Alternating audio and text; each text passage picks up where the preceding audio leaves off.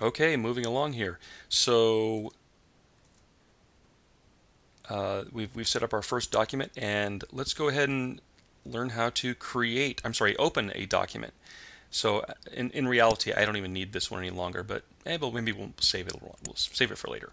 So let's go to the File menu and go to Open, and then it brings up a dialog box. And for those of you who have never seen the Macintosh dialog like this, well, here it is. And what we want to do is when you install Photoshop on your computer, it will put some sample files in the Photoshop folder on your computer, whether it's a Mac or a PC. So let me open this up a little bit so you can see a little bit more clearer. Now this is in a folder that doesn't apply to us right now. Let's go over here on the Mac side here and look for the applications folder, and that's this one right here. So I'll click on this, and this lists all of the applications that are on my computer. Now I've got a lot of different versions of Adobe stuff, but it's actually in a folder that I've got here called CS5. Now for PC people, we'll run this down in just a moment, but I'm going to go into CS5 here and then look for Adobe Photoshop CS5. And then there's a folder there. Now there's the program, Adobe Photoshop CS5, but here's what we want is samples. And I'll just click on my favorite guy here, which is Ducky. Okay? In fact, better than that, let's do this one, the Vanishing Point. This one is even more fun. So I'll click on Open, and we get this this handsome devil here, or temptress, depending on how you look at it. So, that's how you open a file. That's one of the ways. I'll show you some more ways as we move along in the quarter. And we'll come back to the part where I'm going to show you how to save a file. But at this point, you really can't save anything because we haven't made any changes. So the first thing I want to do is start making some changes. So let's go change our tool. Now there's a bunch of tools here, and this is the one I want right here. If you put your cursor over it long enough, it'll tell you that's the brush tool, letter B. Okay? So you can click on it, or you can just hit the letter B on your keyboard. I'll click on it. And now I've got the brush tool. And look what's happening. There's a little circle. Can you see it where my brush is? It's kind of hard to see. Maybe you can see it more on the dog's head. There we go. That little circle is my brush. Okay? Now, if I choose to click and drag, in fact, let's talk about the different kinds of clicks. There are two basic different kind of clicks. Okay? There's one that I call just the vanilla click. Okay, that was just mouse down, mouse up. Did you see a little mark I made? Maybe I'll do this over on the dog's head so you can see it, okay? So I'll click right here on the dog's head. That is a vanilla click. Mouse down, mouse up, okay? The other thing is the click drag. So I will hold the mouse button down and drag it and make a brush mark like this. Those are your two basic brush moves with your mouse.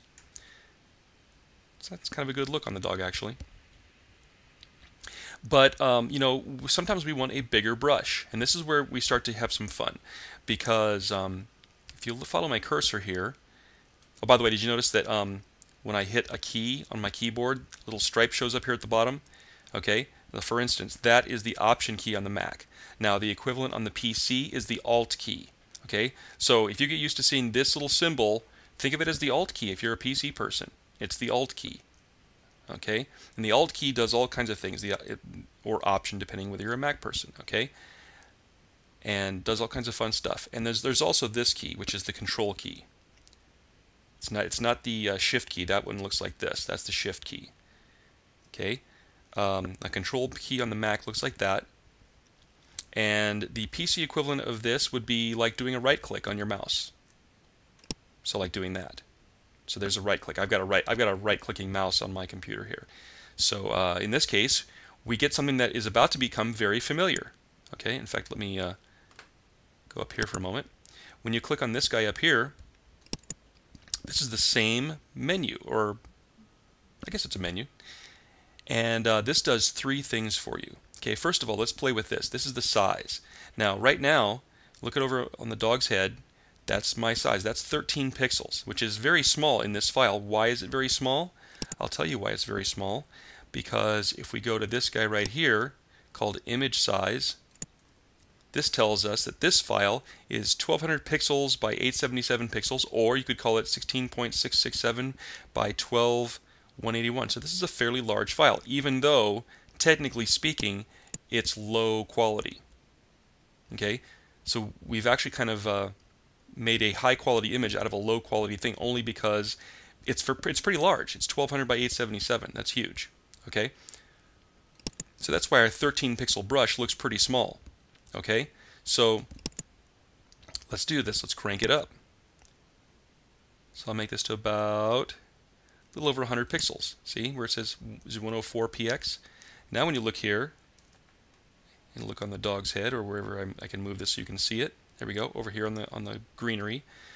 That's 100 pixels now.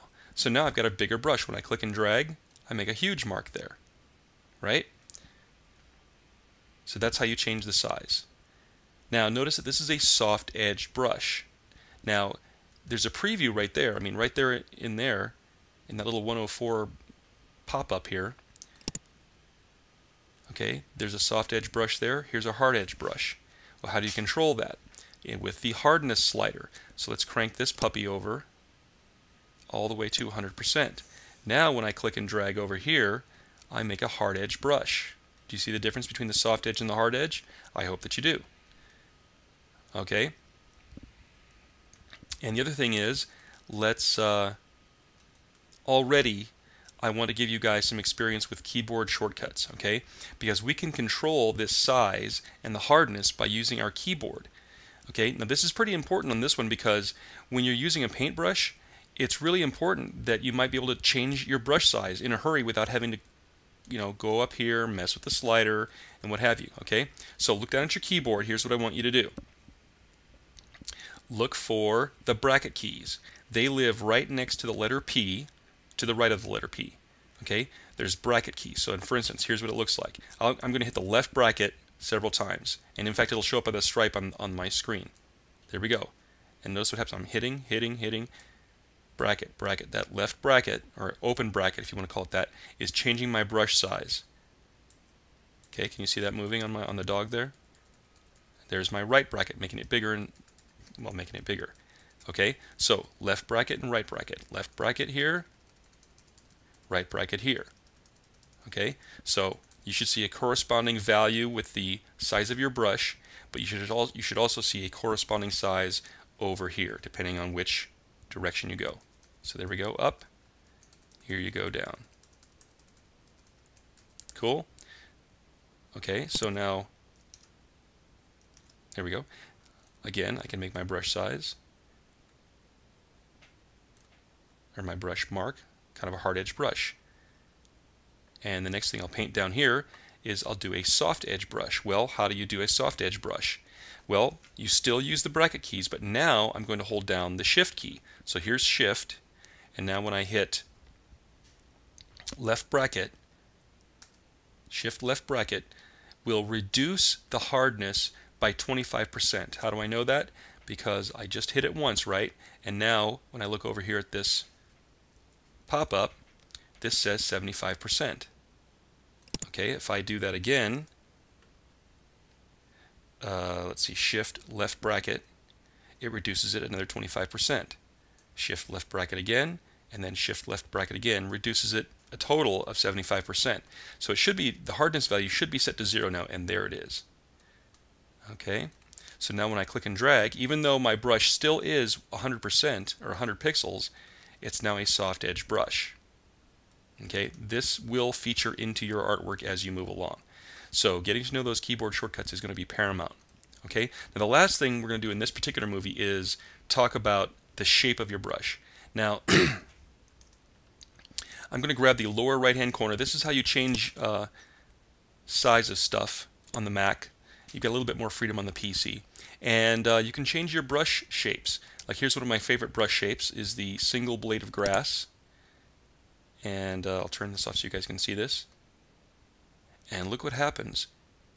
It's not just a black blade of grass, it actually is randomizing the value. And this is why this is a cool brush. Now this is a very custom brush, but the point of this is is that you can change your brush size, you change your brush shape using one of these guys right over here. Here's a grungy brush right over here at the center, towards the center, and look what happens. I can just like do some vanilla clicks over here and make some grungy messes over here. I can change my brush size, of course, with my right bracket, and now my brush is a little bit bigger. And those are your brush shapes. Feel free to experiment and play around with these things. It's really fun. See you at the next movie.